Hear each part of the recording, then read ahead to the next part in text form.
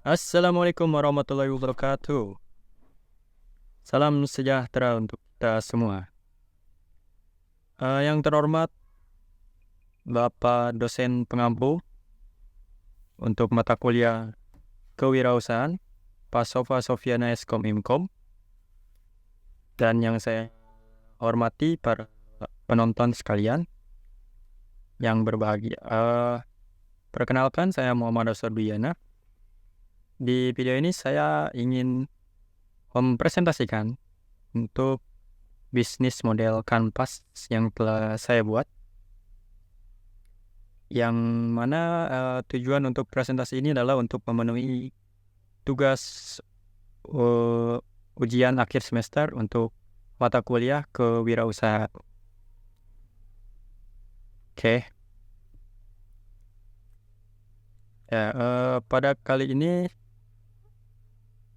untuk konsepnya ya, konsep untuk BMC sekaligus anggap saja ini nama toko saya ini toko komputer Absol. Jadi di sini BMC saya fokus pada memperkenalkan toko komputer saya, yaitu yang isinya menjual berbagai perangkat keras hardware, sehingga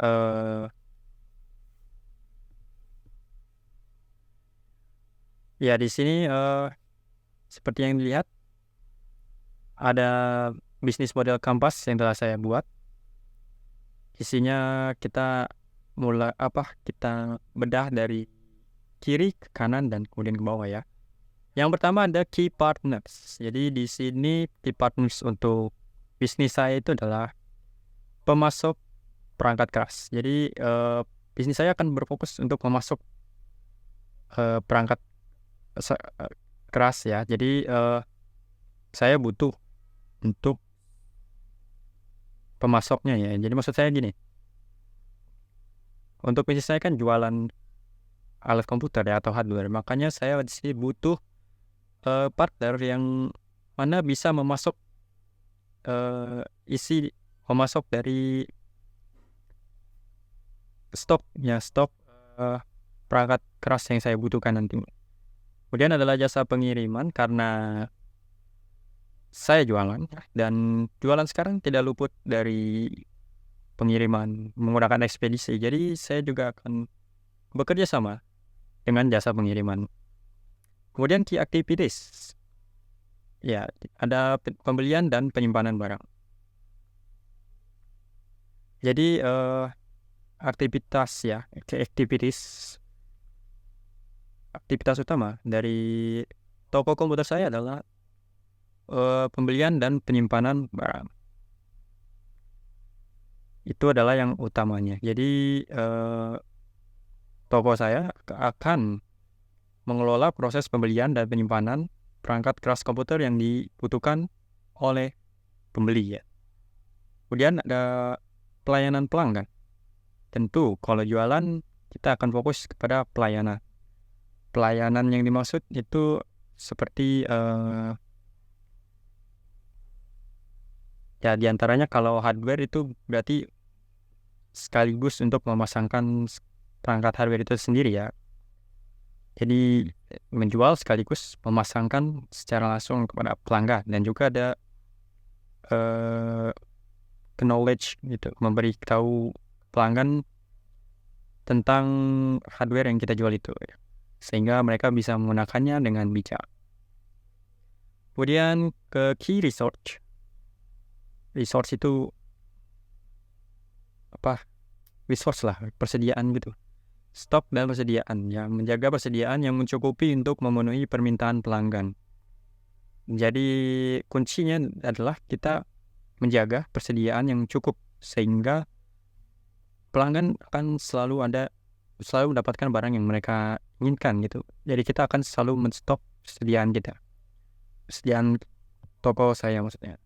Kemudian tim dukungan teknis, karena ini hardware ya, maka perlu untuk tim dukungan teknis yang mengerti tentang hardware. Dan value proportions, nilai dari proporsi. Ya, produk yang berkualitas. Tentu ya, nilai dari produk kami itu adalah produknya yang berkualitas. Kalau produknya tidak berkualitas, maka pelanggan tidak akan puas. Jadi kita akan memaksimalkan produk kualitas produk kita. Kemudian pilihan produk yang luas sehingga nanti pelanggan ini nggak kebingungan mau membeli atau menggunakan produk apa yang kami jual itu ya.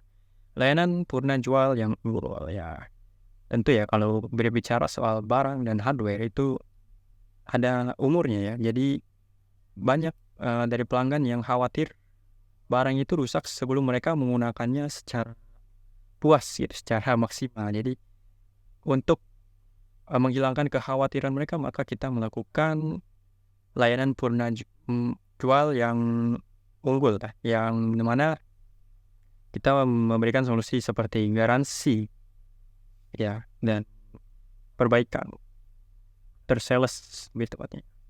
Customer relationship, lanjut ke customer relationship, pelayanan pelanggan yang ramah. Jadi kami akan melayani pelanggan kami dengan ramah sehingga nanti pelanggan jadi puas ya, baik itu secara langsung di toko ataupun melalui telepon, email dan semacamnya.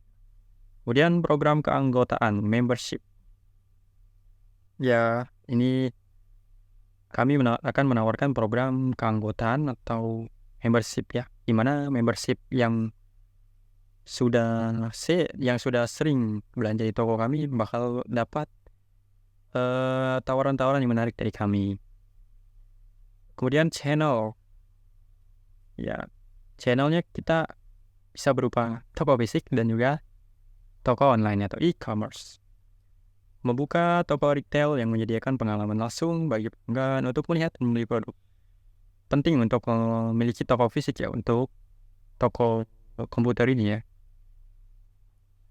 agar pelanggan bisa langsung konsultasi secara langsung di tempat gitu.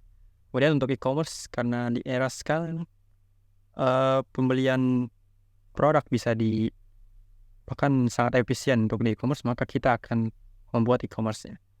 Kemudian customer segment, untuk segmentasi customer-nya kita ada pasar korporat ya, jadi kita menyediakan untuk perusahaan atau korporat yang ingin memakai produk-produk dari kita gitu. Jadi kita bisa menyediakan banyak langsung ya untuk korporat ataupun pasar konsumen. Jadi tidak hanya korporat, kami juga akan menjual dari kepada konsumen yang non korporat gitu, yang pribadi. Kadang kan suka ada yang ini yang mencari hardware untuk PC mereka ya, rakit PC gitu. Jadi bagi mereka yang hobi untuk hal-hal hardware, maka belanja di kami tetap bisa gitu. Kami jual di situ kepada mereka juga. Kemudian cost structure di sini ada biaya persediaan. Ya, jadi kita menghitung biaya persediaan yang kita butuhkan ya, yaitu bisa biaya pembelian dan penyimpanan perangkat keras atau maintenance-nya ya. Ada. Jadi persediaannya itu berupa kita beli pembelian dengan dan juga maintenance perangkat keras. Kemudian biaya personel. Ya, tentu saya perlu menggaji ya dan memberi tunjangan kepada karyawan-karyawan saya. Kemudian ada juga dukungan teknis ya. Untuk tadi yang tersales itu kan butuh biaya dari kita juga. Biaya pemasaran penting ya, untuk melakukan iklan, melakukan promosi, baik itu online maupun offline. Kemudian revenue stream ya, jadi penghasilan kita itu didapat dari penghasilan langsung, yaitu penghasilan dari jual beli atau jual perangkat keras dan juga aksesorisnya, dan kemudian layanan purna jual ya, jadi kita garansi pun kita pikirkan, garansi ataupun layanan purna jual lainnya kita tawarkan di asuransi produk ya, agar yang revenue stream kami itu tidak hanya dari penjualan saja. Ya, mungkin itu aja BMC-nya untuk bisnis saya. proyeksi pendapatan itu. Kemudian untuk biaya 41 juta maka dihasilkan kurang lebih 45% ya dari jadi margin keuntungan bersih yang bisa didapat itu kurang lebih 45%. Ya, itulah presentasi dari saya. Mohon maaf jika banyak kekurangan. Terima kasih untuk yang sudah menyimak. Assalamualaikum warahmatullahi wabarakatuh. Terima kasih kepada Pak Sofya.